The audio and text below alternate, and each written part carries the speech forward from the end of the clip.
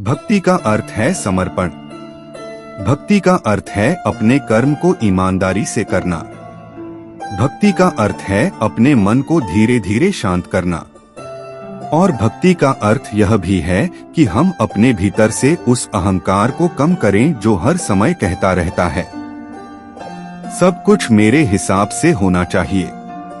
क्योंकि जीवन हमेशा हमारे हिसाब से नहीं चलेगा। कभी सफलता मिलेगी, कभी असफलता, कभी कोई साथ देगा, कभी कोई छोड़कर चला जाएगा, कभी हमारी बात समझी जाएगी, कभी हमें गलत समझा जाएगा। लेकिन हर परिस्थिति में एक चीज हमारे पास रहती है, हमारा चुनाव। हम परिस्थिति को हमेशा नहीं बदल सकते, लेकिन परिस्थिति के सामने अपने व्यवहार को बदलने की कोशिश कर सकते हैं। हम हर परिणाम को नियंत्रित नहीं कर सकते, लेकिन अपनी मेहनत को नियंत्रित कर सकते हैं। हम हर व्यक्ति को नहीं बदल सकते, लेकिन अपने मन को बदलने की कोशिश कर सकते हैं। और शायद यही श्री कृष्ण अर्जुन को समझाना चाहते हैं। इसलिए अगर आज आपकी जिंदगी में भी कोई ऐसा सवाल है जिसका जवाब आपको नहीं मिल रहा, अगर आप किसी परिणाम को लेकर परेशान हैं, अगर किसी व्यक्ति की बात आपको बार बार दुख देती है, अगर आपको लगता है कि आपने पूरी कोशिश की लेकिन फिर भी चीजें आपके पक्ष में नहीं हुई, तो शायद एक पल रुकिए, अपने आप से पूछिए, क्या मैंने अपना कर्म पूरी ईमानदारी से किया? अगर हाँ, तो अब हर चीज को अपने नियंत्रण में रखने की कोशिश क्यों? जो आपके हाथ में है उसे पूरी निष्ठा से कीजिए। जो आपके हाथ में नहीं है उसे धीरे धीरे स्वीकार करना सीखिए। मन को भगवान से जोड़िए। मन भटके तो वापस लाइए। गुस्सा आए तो रुकिए। अहंकार आए तो खुद को याद दिलाइए कि सीखना अभी बाकी है। दुख आए तो खुद को याद दिलाइए कि यह समय भी बदल जाएगा। और जब सुख आए तो उसे केवल अपनी उपलब्धि मानकर अहंकार में मत बदलिए, क्योंकि जीवन एक यात्रा है और भक्ति उस यात्रा में केवल मंजिल पाने का नाम नहीं, बल्कि रास्ते पर सही तरीके से चलने का नाम है।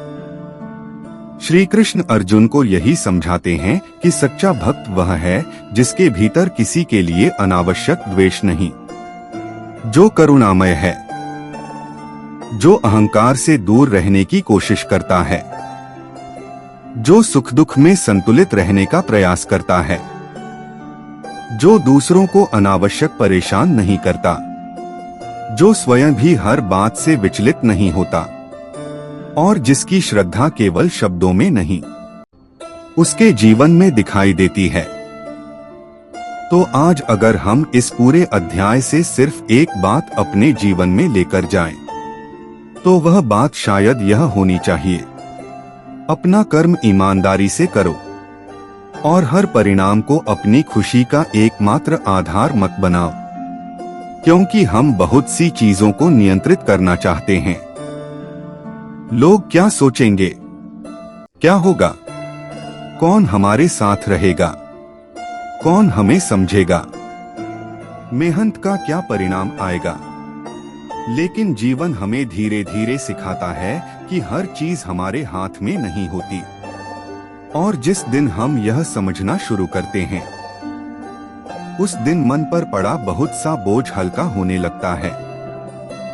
भक्ति तब केवल पूजा नहीं रहती, वह जीवन जीने का तरीका बन जाती है। जब आप किसी से प्रेम से बात करते हैं, वह भक्ति है। जब आप किसी जरूरतमंद की मदद करते हैं, वह भक्ति है। जब आप गुस्से में भी खुद को रोक लेते हैं, वह भक्ति है। जब आप अपनी गलती स्वीकार करते हैं, वह भक्ति है। जब आप पूरी मेहनत करते हैं लेकिन परिणाम को लेकर खुद को खत्म नहीं करते, वह भी भक्ति है। और जब कठिन समय में भी आप कहते हैं, हे भगवान, मुझे रास्ता दिखाई नहीं दे रहा, लेकिन मुझे विश्वास है कि मुझे सही रास्ते पर चलने की शक्ति मिलेगी, शायद वह भी भक्ति है। इसलिए भगवद गीता का 12वां अध्याय हमें केवल यह नहीं बताता कि भगवान को कैसे पाया जाए, यह हमें यह भी बताता है कि भगवान को याद करते हुए इंसान कैसा बने।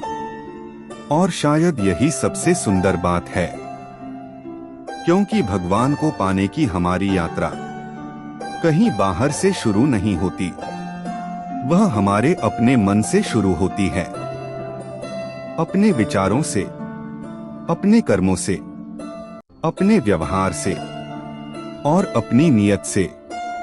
तो अगर आज आपके जीवन में कुछ ऐसा है जिसे लेकर आप परेशान हैं, थोड़ा रुकिए, गहरी सांस लीजिए और खुद से कहिए, मैं अपना कर्म पूरी ईमानदारी से करूंगा। मैं अपने मन को बार बार सही दिशा में लाने की कोशिश करूंगा। मैं हर परिणाम को अपने नियंत्रण में रखने की जिद नहीं करूंगा, और जो मेरे हाथ में नहीं है उसे धीरे धीरे भगवान को सौंपना सीखूंगा। क्योंकि शायद शांति का अर्थ यह नहीं कि जिंदगी में कोई समस्या नहीं होगी। शांति का अर्थ शायद यह है कि समस्याओं के बीच भी हमारा मन पूरी तरह बिखरे नहीं। और यही भक्ति योग की सुंदरता है। अर्जुन का सवाल हजारों साल पुराना था, लेकिन उसका जवाब आज भी उतना ही नया लगता है। क्योंकि इंसान बदल गया, समय बदल गया, दुनिया बदल गई, लेकिन मन की परेशानियां आज भी कहीं न कहीं वही हैं। हम आज भी परिणाम को लेकर चिंतित होते हैं, आज भी दूसरों की बातों से दुखी होते हैं, आज भी अपने लोगों से उम्मीद रखते हैं, आज भी असफलता से डरते हैं, और आज भी मन की शांति खोजते हैं। शायद इसलिए श्री कृष्ण का संदेश आज भी हमारे इतने करीब लगता है। अपना कर्म करो, मन को संभालो, अहंकार को कम करो, दूसरों के प्रति करुणा रखो, और अपने विश्वास को परिस्थितियों के हाथों पूरी तरह मत सौंपो। क्योंकि जिंदगी हमेशा हमारे हिसाब से नहीं चलेगी, लेकिन हम जिंदगी के सामने कैसे खड़े होंगे, यह चुनाव धीरे धीरे हमारा अपना हो सकता है। और शायद यही सच्ची भक्ति की शुरुआत है। भक्ति केवल भगवान को याद करने का नाम नहीं, भक्ति अपने जीवन को ऐसा बनाने की कोशिश है कि हमारे विचारों में शांति हो, हमारे कर्मों में ईमानदारी हो, हमारे व्यवहार में करुणा हो, और हमारे मन में विश्वास हो।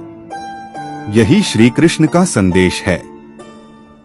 यही 12वें अध्याय भक्ति योग की सुंदरता है। अगर इस कहानी में आपको अपनी जिंदगी की कोई बात दिखाई दी हो, तो इसे सिर्फ एक कहानी समझकर मत छोड़िए। आज रात कुछ मिनट अपने आप के साथ बैठिए और खुद से सिर्फ एक सवाल पूछिए, मेरे जीवन में ऐसी कौन सी चीज है जिसे मैं बदल नहीं सकता, लेकिन जिसे लेकर मैं रोज परेशान होता हूँ? शायद उसी सवाल का जवाब आपको अपने मन को थोड़ा हल्का करने की दिशा दिखा दे। जय श्री कृष्ण।